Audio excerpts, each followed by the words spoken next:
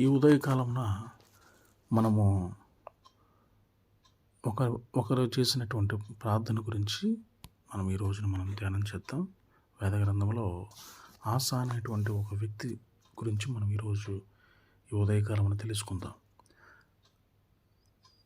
ఆసా అనేటువంటి ఒక క్యారెక్టర్ గురించి, ఒక బైబిల్ క్యారెక్టర్లో ఆసా అనేటువంటి ఒక క్యారెక్టర్ గురించి ఈరోజు మనం ఉదయకాలమున మనం నేర్చుకుందాం. ఇంతకీ ఆసా ఎవరి ఆస అని చూస్తే, ఈయన అబీయ కుమారుడు. దేవుడని యెహోవా దృష్టికి అనుకూలంగాను యథార్థంగా నడిచినటువంటి వ్యక్తి. అన్ని దేవతల బలిపీఠాలని పడగొట్టించినటువంటి వ్యక్తి. ప్రతిమలను, దేవతా స్తంభాలని నాశనం చేయించినటువంటి వ్యక్తి. ధర్మశాస్త్రమును బట్టి, విధిని బట్టి క్రియలు జరిగించుటకు యూదా వారికి ఆజ్ఞాపించాడు. యూదా దేశమున ప్రాకారములు గల పట్టణాలను కట్టించాడు. 5,80,000 మంది పరాక్రమశాలురైన సైన్యాన్ని కలిగి ఉన్నాడు. ప్రియ స్నేహితులారా, 2వ దినవృత్తాంతంలో 14వ అధ్యాయం 11 నుండి 12 వచనాలు చూస్తే, శత్రువులపై విజయాన్నిచ్చినటువంటి ప్రార్థన గురించి ఈరోజు మనము ధ్యానిస్తున్నాం. శత్రువులపై విజయాన్నిచ్చినటువంటి ప్రార్థన గురించి. ఆసా తన దేవుడైన యెహోవాకి మొరపెట్టి, యెహోవా విస్తారమైన సైన్యం చేతిలో ఓడిపోకుండా బలము లేని వారికి సహాయం చేయుటకు నీకన్నా ఎవరూ లేరు. మా దేవా యెహోవా, మాకు సహాయం చేయండి. నిన్నే నమ్ముకుని ఉన్నాము. నీ నామమును బట్టే ఈ సైన్యాన్ని ఎదిరించడానికి బయలుదేరి ఉన్నాం. యెహోవా, నీవే మా దేవుడు.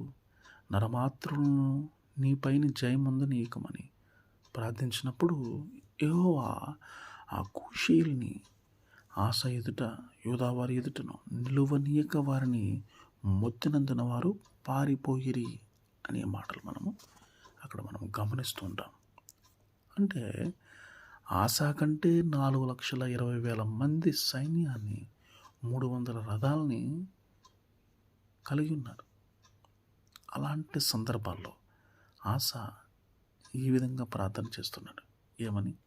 యెహోవా, విస్తారమైన సైన్యం చేతిలో ఓడిపోకుండా బలము లేని వారికి సహాయం చేయడానికి నీకని ఎవరు లేరు ప్రభువా. శత్రువులు మాకంటే అధికంగా ఉన్నారు. వారితో పోల్చుకుంటే మేము చాలా బలహీనులు. అయినా వారి చేతిలో ఓటమి చూడకుండా మాకు సహాయం చేసి మమ్మల్ని బలపరచడానికి నీ వంటి వాడవు మరెవడు లేడు. నీవే మా బలం. మా దేవా యెహోవా, మాకు సహాయం చేయండి. నిన్నే నమ్ముకుని ఉన్నాము. నీ నామాన్ని బట్టి ఏ సైన్యమును ఎదిరించడానికి బయలుదేరి ఉన్నాము. దేవా, మా శత్రువులు మాకంటే రెట్టింపు సంఖ్యలో ఉన్నప్పటికీ మా బలాన్ని బట్టి, మా ధైర్యాన్ని బట్టి కాదు, కేవలం నీ నామాన్ని బట్టి ఈ సైన్యాన్ని ఎదిరించడానికి బయలుదేరి ఉన్నాం. మా బలమును మేము నమ్ముకోలేదు, నిన్నే నమ్ముకుని ఉన్నాం. మాకు సహాయం చేయండి. యెహోవా, నీవే మా దేవుడు. నరమాత్రులను నీపైన జయముందనీయకము. మేమైతే నీ ప్రజలము, మా శత్రువులైతే నీ నామాన్ని ఎరుగున వారు. అలాంటి వారి చేతిలో ఓటమి పాలు కాకుండా విజయాన్ని అనుగ్రహించు.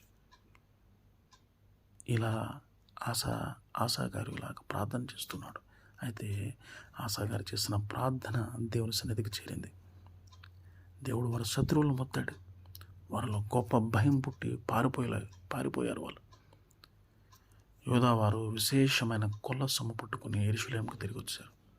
అయితే నీ శత్రువైన సాతాను మీద విజయం సాధించాలి అని అంటే, దేవుని దృష్టికి యథార్థంగా జీవిస్తూ నీ హృదయంలో ఉన్న విగ్రహాలను తీసేసి ఆయన్ని నమ్ముకుని ఆయనపైనే ఆధారపడి ప్రార్థించగలిగితే ఆ ప్రార్థన తప్పక దేవుని చెంతకు చేరి విజయాన్ని తీసుకొస్తుంది.